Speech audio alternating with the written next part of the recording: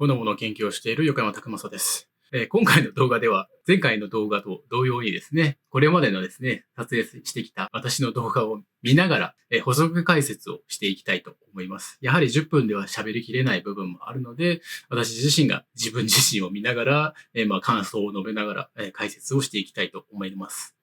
この動画では2本目の動画ですね、平和的な類人猿ボノボ。どうしてボノボは平和的と言われるの？こちらの動画について解説をしていきたいと思います。はい。それでは早速動画を見ていきましょう。ボノボの研究をしている横山拓正です。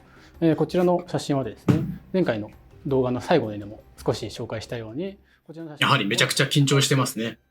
表しているんですね。その社会性について1本目、2本目、3本目の動画というのは一緒の日に撮影したんですけども、やはり初めての撮影だったので、ものすごく緊張しています。この動画ではそのボノボの社会性の説明ですね。すごくボノボの社会性、ボノボの社会というのはとても面白いんですけども、それについて解説をしていきますね。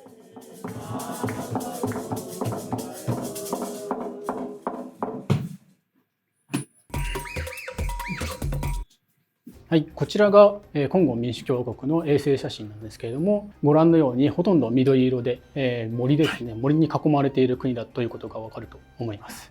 私たちが研究しているワンバ、ルオー学術報告、こちらのピンが刺さっている場所なんですけども、こちらにワンバ、ルオー学術報告があります。こちらの写真をもうちょっとこのベースキャンプですね、私たちの研究サイトに焦点を当ててみると、このような写真になるんですけども、ご覧の通り、ほとんど森で覆い茂っていることがわかると思います。私たちのベースキャンプですね、基地がこちらの中心にあるんですけれども、この周りが少し茶色色になっていると思うんですけども、こちらがワンバの村がこのように並んでいることがわかると思います。で、この村の周辺にちょっと緑色が薄くなっている場所があると思うんですけれども、こちらは二林ですね。森をちょっと開拓して切り開いて畑を作ったりとか、村人たちが切り盛りをしている場所になっていると思うんですけども、さらにこの二次林の周りですね、深い緑色になっている場所があると思うんですけども、こちらが一次林ですね。ボノボたちが実際に生息している一次林になっています。これをもうちょっと見やすくすると、このようになるんですけれども、このように茶色い部分がこのように村になっているんですけれども、実際ワンバ村の周りにボノボたちがどのように生息しているかといいますと、このようにグループに分かれているんですね。この P1 グループであったり P グループ、PW グループ、BI グループとあるんですけれども、ワンバ村の周りには主に4つのグループのボノボたちが生息していて、はい、ここで少し動画を静止したいと思います。今、解説の中でワンバには4つのグループがあるという解説をしているんですけれども、実は4つではなく、実は5つあります。この図ですと E1 グループ、P グループ、PW グループ、BI グループと4つのグループ名について書かれているんですけれども、実は IY グループですね、というグループもございます。E1 グループの東側ですね、東側に実は IY グループ、正確に言うとイオンジグループという名前のボノボたちがいるんですけども、イオンジグループはワンバ村の森に住んでいるのではなくて、東側ですね。それよりも東側のイオンジという場所の森に住んでいるグループもあります。IY グループは、ちょっと人付けがあまり進んでいなくてですね、ちょっと調査をまだしっかり行っていないグループでもあります。長期的な企画では、IY グループですね。IY グループのボノボたちも人付けをして調査をしていければなと思っています。で、実は E1 グループ、今でこそ E1 グループと言ってるんですけども、実は昔は亀掛けグループという名前が付けられていて、今でも調査していると、E1 グループと表現することもありますけど、亀掛けグループということもあります。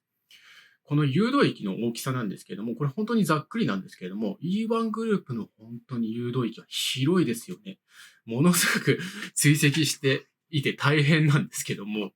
これ地図で見ると少しわからないんですけれども、例えば大きな川があって、その大きな川をまたいで、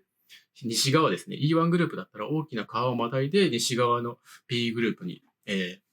誘導したりとかもするんですけども、やっぱりその大きな川をまたぐときというのはすごく大変でですね。で、なおかつ、この誘導域がものすごく E1 グループというのは広いので、そのボノボたちを追跡すること、本当に非常に大変ですね。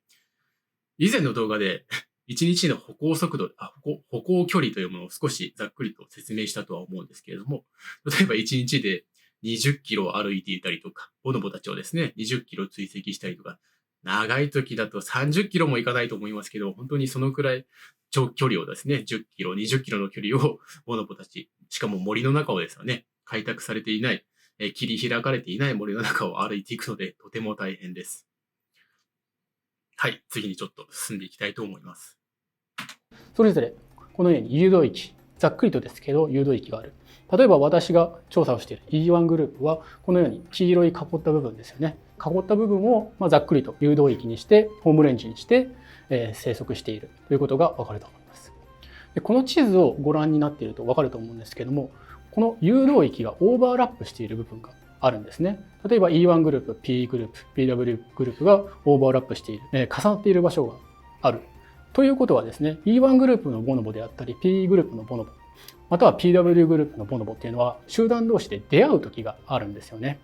こちらが実際に第1回目の動画の冒頭でも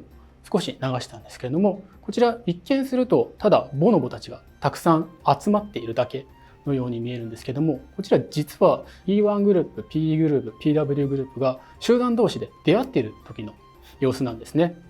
初めて見る方には確かにこれがただボノボたちが集まっているだけと思うかもしれないんですけども、この集団同士の出会いこそがボノボの社会性を表している。ボノボが平和的だ、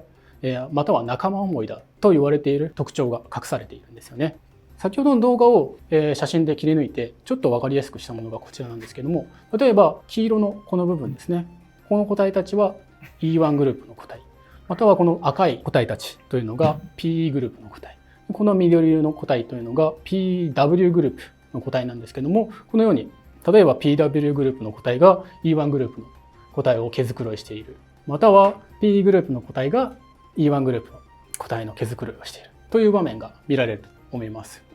このように集団同士の出会いが非常に友好的であることがボノボの社会性の一つの特徴だと言われています。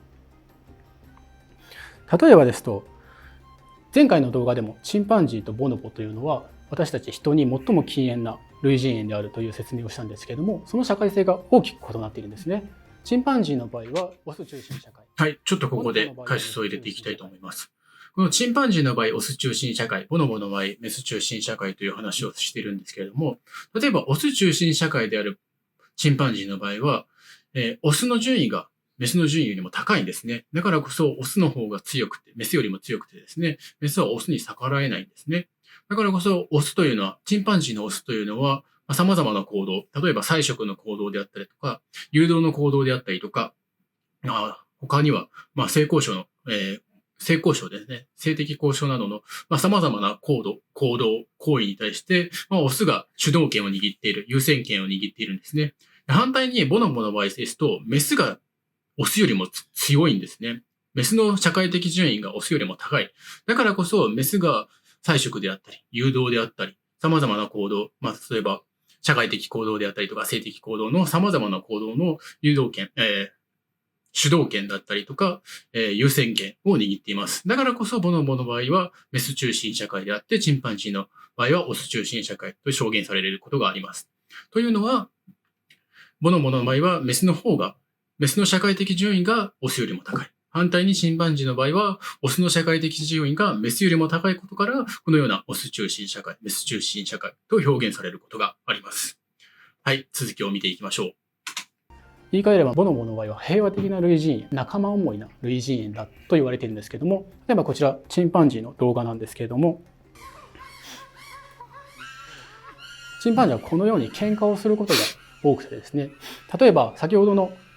動画はボノボの集団同士の出会いだったんですけども、チンパンジーの場合も同じようにグループがいくつかあって集団同士が出会う時があるんですけれども、その出会いがチンパンジーの場合ですと、とてもこの動画のように攻撃的な出会いになってしまう。あるいは相手を牽制する。時には相手を殺してしまう。はい、ちょっと補足解説をしていきたいと思います。例えばチンパンジーの場合ですと、集団間同士の出会いがあるときに相手を殺してしまったりとか、牽制してしまったりとか、相手のグループと仲が悪いんですね。というのも、例えば一つ、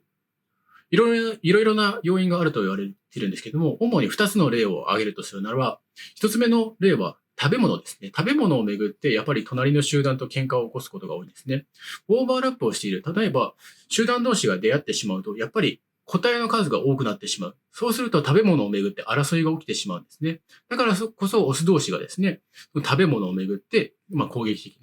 撃的な行動をする。競争してしまうんですよね。その食べ物を食べたいからこそ相手を、攻撃したり、喧嘩したり、時には殺してしまうということがあります。ただ、ボノボの場合ですと、ボノボは一年中を通してですね、食べ物がすごく豊富。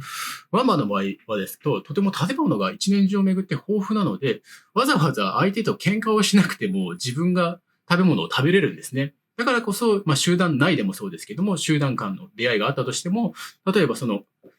瞬間ですね、個体数が増えても、みんな平等にですね、同じ分だけ食べ物が食べれるので、集団間で出会いがあっても喧嘩がなかなか起きにくいと言われています。もう二つ目の理由としては交尾ですよね。交尾をめぐってオス同士が喧嘩することも挙げられます。例えばチンパンジーの場合ですと、例えば1頭、2頭、3頭、